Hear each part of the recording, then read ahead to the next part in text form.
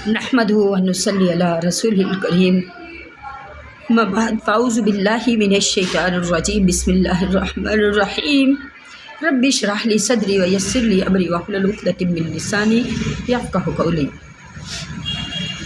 मेरी तमाम माँओं, बहनों, बेटियों, मेरे नबी मुकरम सल्लल्लाहु अलैहि वसल्लम की प्यारी प्यारी उम्मतियों, मेरी तरफ से सबको सलाम अलैकुम व रहमतुल्लाहि व बरकातुहू। मेरी बहनों, आज हम बात करेंगे कुरान करीम की सबसे पहली सूरह फ़ातिहा के बारे में कि अल्लाह तबारक तआला सूरह फ़ातिहा में क्या इरशाद फरमाते हैं। आइए इसको पढ़ें और गौर करें। अल्हम्दुलिल्लाहि रब्बिल आलमीन, तमाम तारीफ़ें अल्लाह ही के लिए हैं जो तमाम जहानों का रब है। सुभान अल्लाह, जितनी भी तारीफ़ें की जाएँ सारी की सारी मेरे अल्लाह के लिए हैं। जब हम किसी खूबसूरत चीज़ को देखते हैं ना तो बेख्तियार मुँह से निकलता है सुभान अल्लाह।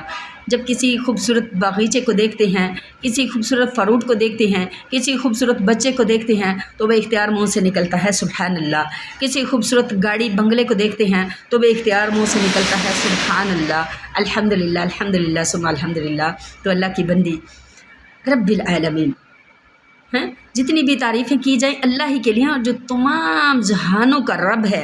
रब्बिल आलमीन से ये अख़ज़ होता है कि अल्लाह के सिवा कोई अला नहीं, हम अल्लाह के सिवा किसी की इबादत नहीं कर सकते, हम अल्लाह के अलावा हमारा कोई अल्लाह है ही नहीं। सुभान अल्लाह, मेरा रब सारे आलमीन का रब अकेला है। सुभान अल्लाह। अर्रहमान रहीम, जो नहायत मेहरबान और रहम वाला है। अल्लाह की बंदी, मेरा रब बहुत ही मेहरबान है और बहुत ही रहम वाला है। सुभान अल्लाह सुभान अल्लाह।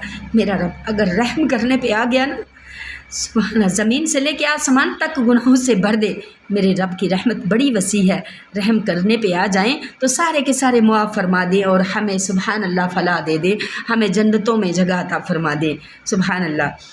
तो मालिक यौमिद्दीन, क़यामत के दिन का मालिक है। तो मेरा रब क़यामत वाले दिन का मालिक भी है। अगर हमें एक नुक्ते पे पकड़ लिया ना तो ज़मीन से लेके आसमान तक नेकियों से भर दे। मेरे रब की पकड़ बड़ी सख्त है, तेरी कोई नेकी तेरे किसी काम नहीं आएगी।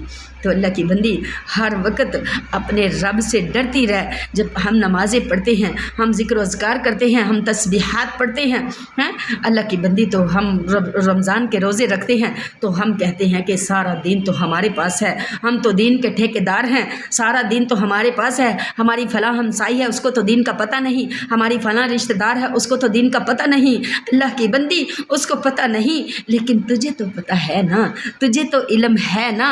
तो उसके बारे में मुंह जोड़ जोड़ के बातें बना रही है कि उसको दीन का पता नहीं, वो रोज़े रखते नहीं, वो नमाज़ी पढ़ते नहीं। अल्लाह की बंदी, तुझे तो इल्म है ना, तो उसके पास जा और अल्लाह और उसके रसूल का दीन उस तक पहुँचा। अल्लाह की बंदी, वो कौन है?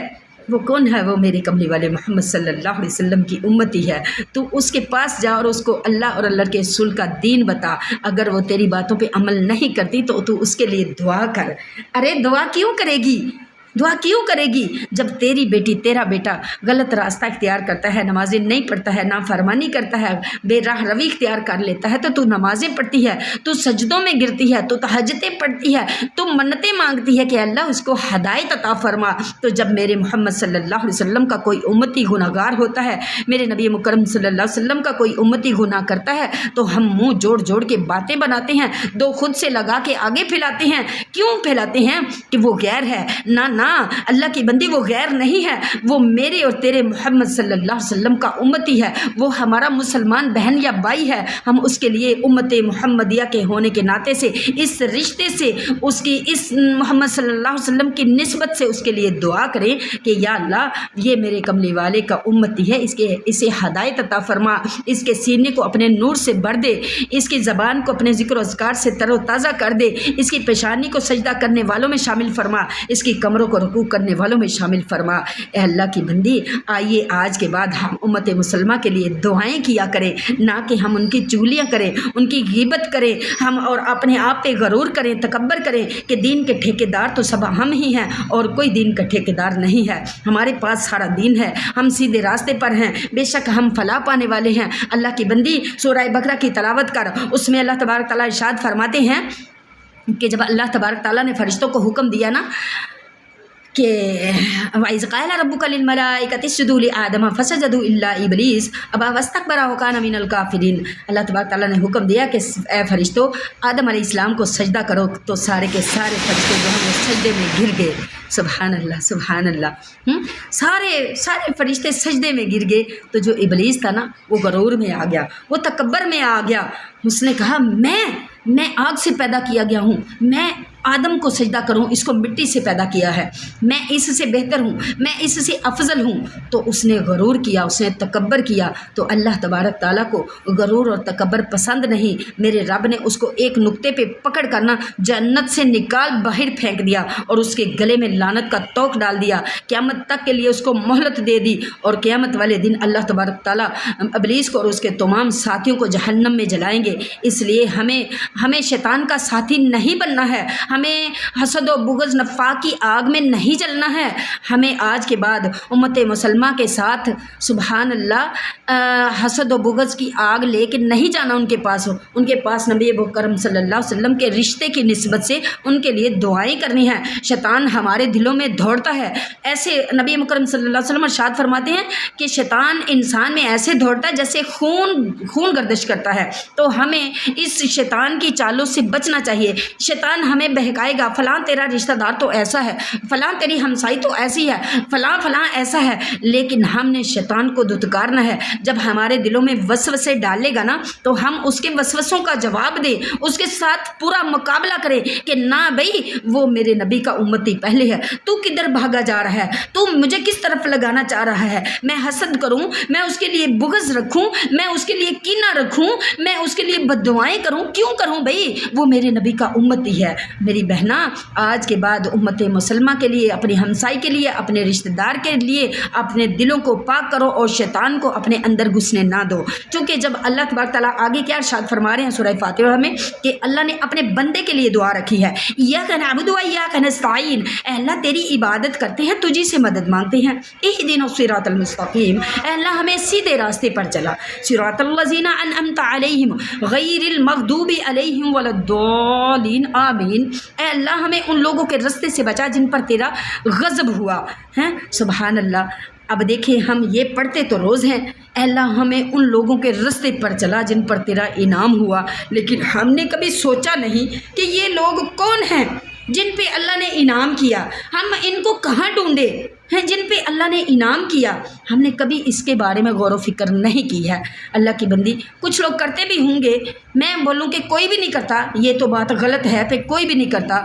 جن کے سینے میرے رب نے روشن کیے ہیں نا وہ غور و فکر کرتے ہیں کہ کون انعام والے لوگ ہیں۔ آئیے جن بہنوں کو نہیں پتا میں ان کو بتاتی ہوں کہ یہ انعام والے لوگ کون ہیں۔ اللہ کی بندی یہ انعام والے لوگ وہ ہیں جنہوں نے اپنے نبیوں کے حکم کو مانا، اپنے نبیوں پر ایمان لائے، اپنے اللہ کے حکم کو تسلیم کیا اور اپنے نبی کا کہا مانا اور اپنے نبیوں کے نقش قدم پہ چلے، اپنے نبیوں کے ساتھ چلے، تو اللہ تبارک تعالیٰ نے ان کو انعام والا کر دیا۔ اور جن لوگوں نے اپنے نبیوں کو ناحق ستایا، ناحق قتل کیا، اپنے نبیوں کا کہا نہ مانا، اپنے نبیوں کو پتھر مارے، تو اللہ کی بندیوں اللہ تبارک تعالیٰ نے ان پہ اپنا غضب نازل کر دیا۔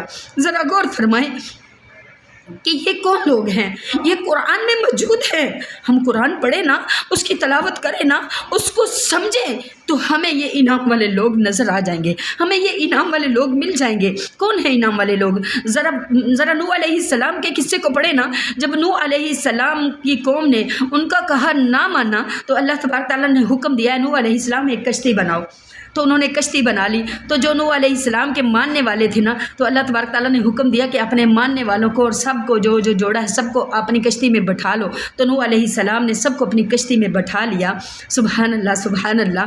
نوح علیہ السلام ان کو لے کے چل پڑے، تو جو باقی تھے اللہ تبارک تعالیٰ نے حکم دیا کہ پیچھے مڑ کے نہیں دیکھنا ہے۔ تو سبحان اللہ، جو پیچھے رہ جانے والوں میں تھے وہ نوح علیہ السلام کا بیٹا بھی ان میں شامل تھا، نوح علیہ السلام کی بیوی بھی ان میں شامل تھی۔ اللہ کی بندی ذرا غور کر، وہ بھی اللہ کے غضب کی لپیٹ میں آ گئے۔ نوح علیہ السلام کے اپنے خونی رشتے، اپنی بیوی بھی اللہ کے غضب کی لپیٹ میں آ گئی۔ تو ادھر دیکھیں موسیٰ علیہ السلام کو دیکھیں کہ جب موسیٰ علیہ السلام کے ماننے والے اور موسیٰ علیہ السلام کے ساتھ چلنے والے ان کے ساتھ چلے تو فرعون ان کے پیچھے تھا، تو فرعون نے اللہ کے حکم کو نہیں تھا مانا، تو ذرا غور کرے نا، اللہ تبارک تعالیٰ نے موسیٰ علیہ السلام کو حکم دیا کہ موسیٰ یہ جو ہاتھ میں لاٹھی پکڑی ہے نا اس پانی پہ مار دے، تو موسیٰ علیہ السلام نے دریا میں اپنی لاٹھی ماری تو دریا جو ہے نا اس نے رستہ بنا دیا، سبحان اللہ۔ تو جب رستہ بن گیا نا، سبحان اللہ، تو موسیٰ علیہ السلام اور اس کے جو ساتھی تھے اس سے راستے سے گزرنے لگے، تو پانی کو حکم دے دیا، پانی ہٹ گیا۔ تو جب موسیٰ علیہ السلام اور اس کے ساتھیوں نے پانی کو پار کر لیا تو فرعون اور اس کے ساتھی بھی پیچھے پیچھے تھے۔ جب وہ پانی سے نکل گئے تو اللہ تبارک تعالیٰ نے پانی کو حکم دے دیا کہ چل پانی پھر مل جا، تو سبحان اللہ، اللہ کے حکم سے پانی پھر مل گیا، اور اللہ کی بندی وہ جو لوگ تھے نا موسیٰ علیہ السلام کے خلاف تھے، فرعون تھے، ان کے ساتھی تھے، وہ سارے کے سارے پانی میں غرق ہو گئے اور وہ اللہ کے غضب میں آ گئے۔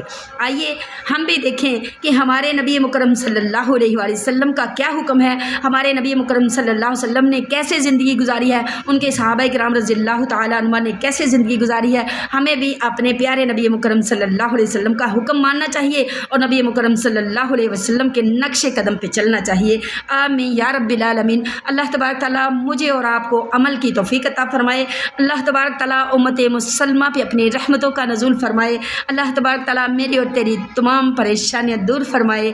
اللہ تبارک تعالیٰ زمین اور آسمانی بلاؤں سے محفوظ فرمائے۔ اللہ تبارک تعالیٰ تمام جنوں اور انسانوں کو کامیابیاں عطا فرمائے، دنیا اور آخرت میں کامیابیاں عطا فرمائے، ہم سب کو پکا سچا امتی بنائے۔ آمین یا رب العالمین۔